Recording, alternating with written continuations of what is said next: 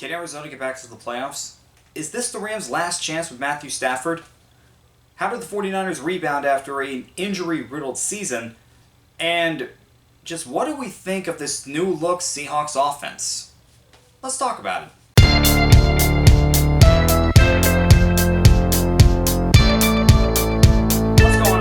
Sport here, back with another video. Today we are talking about the NFC West, the last division of my training camp preview. As always, we're going to start in alphabetical order, so here come the Arizona Cardinals. Okay, with the Arizona Cardinals, I'm just going to start with Kyler Murray. Kyler Murray, since he's been drafted first overall, has had moments of success, but also moments where you're going, what the heck is he doing? He's not truly a bust, but I'm not going to say he's a number one overall pick, franchise quarterback type of player like we thought he would be.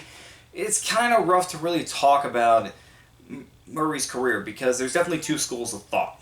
He's had spectacular moments, he's gotten the Cardinals to the playoffs, but he hasn't been consistent enough, and the Cardinals falter as the season wears on, and Murray is a big part of why that happens. So it's really hard, and it feels like this is going to be Murray's last chance to show that he is a franchise quarterback, that he can lead the Cardinals to the promised land. Definitely feels that way. Now, with the Cardinals, also Marvin Harrison Jr. going into his second year. Marvin Harrison Jr. didn't have the rookie season that everybody expected. They expected a Malik Neighbors or Brian Thomas type of rookie year. Instead, his rookie year was more in line with what his father did as a rookie in 1996. But in today's NFL, you want to see guys, especially when you're taken fourth overall, to have 1,000 yards right away. But that just didn't happen with Marvin Harrison Jr. But there were a lot of really good moments in his rookie year, and I feel like he's going to have a breakout season this year. I definitely have him as a breakout candidate. I didn't have him as the breakout candidate for the Cardinals because I had him as a breakout rookie, but I'll admit I probably put too much pressure on him. But I'm not giving up on Marvin Harrison. I really like Marvin Harrison.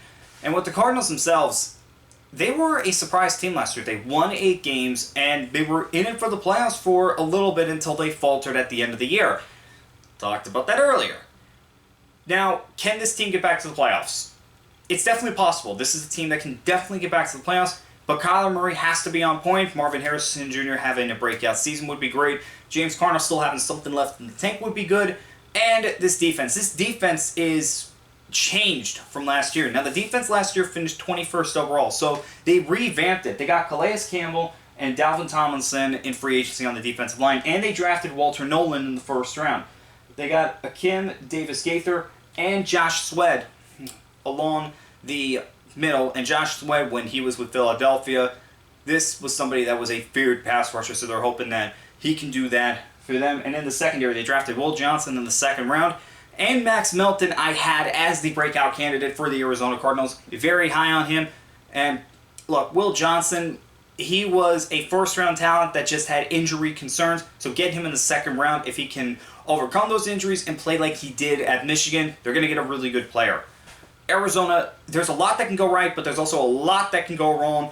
This season is going to be critical, not only for Kyler Murray, but for Jonathan Gannon as well. And if they can make it to the playoffs, that would be big for Arizona.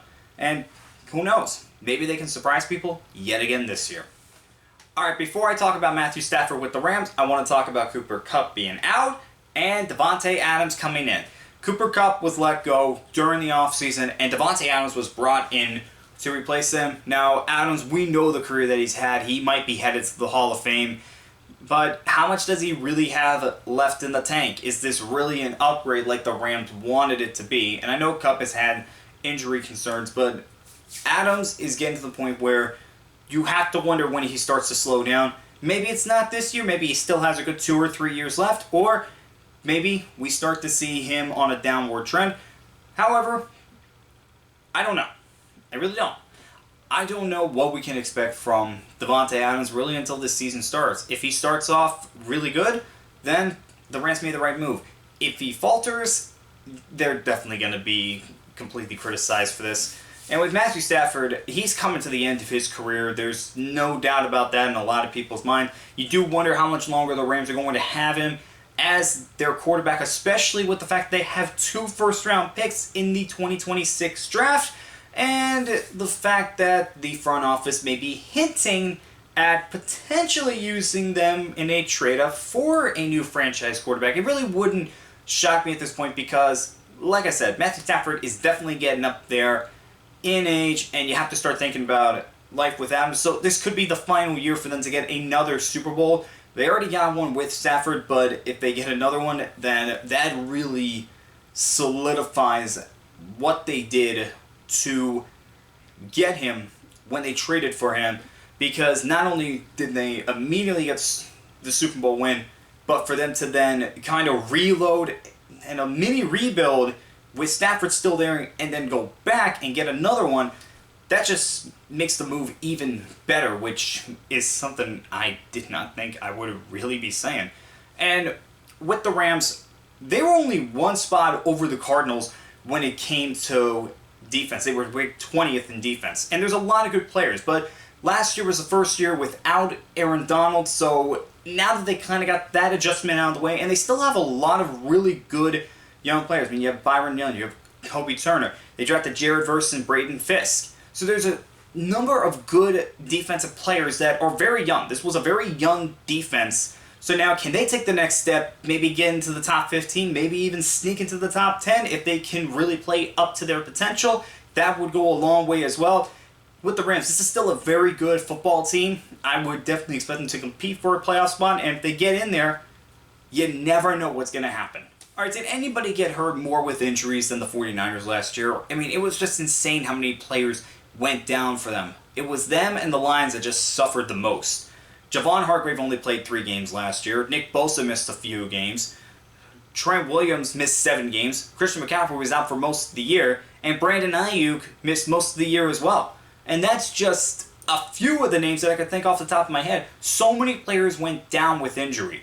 Now, it's another year. Can they come back healthy and ready to regain this division crown? I wouldn't put it past the 49ers and Kyle Shanahan. Remember, when they got to the Super Bowl the first time, people were asking whether Shanahan was going to be able to turn this around, and that was coming off an injury-riddled season again. Remember that. Remember, I actually had him as a coach on the hot seat because he hadn't had much success lately as the 49ers head coach, and I did mention that injuries did play a part of that, but when they were finally fully healthy, that's when they really showed what they could do. Now, on the defensive line, 2 new faces come in. Mikael Williams, who they drafted in the first round, and then Alfred Collins, who they drafted in the second round. Those 2 are going to be expected to play a big role. Collins is going to be taking over for Hargrave, who was let go during the offseason.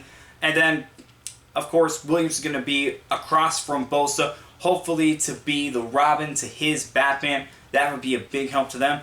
And then Brock Purdy. Brock Purdy just got a big-time contract extension. It was like 5 years, $265 million contract extension that made him the highest-paid player in the NFL at the time. I don't know if anybody already has gone over that. I don't think anybody has, but just in case they did, I said that. Anyway, now he's got to play up to that. But with Brock Purdy, he was the last pick in the draft, and he gets thrown in late in the season because of injuries to both Jimmy G and Trey Lance, and he just plays amazing, gets the starting job from a former 3rd overall pick in Trey Lance, and he leads them to the Super Bowl in his 2nd year. Now, last year wasn't great, but like I said, the 49ers got injured, and it just was not their year last year. But Brock Purdy has just done amazing things since he's taken over as the 49ers quarterback. Brandon Ayuk, I do wonder when he's going to be back on the field. He suffered a pretty serious injury last year. We'll see when he can get back on the field. And Deebo Samuel is no longer with the 49ers. He was traded to the Commanders.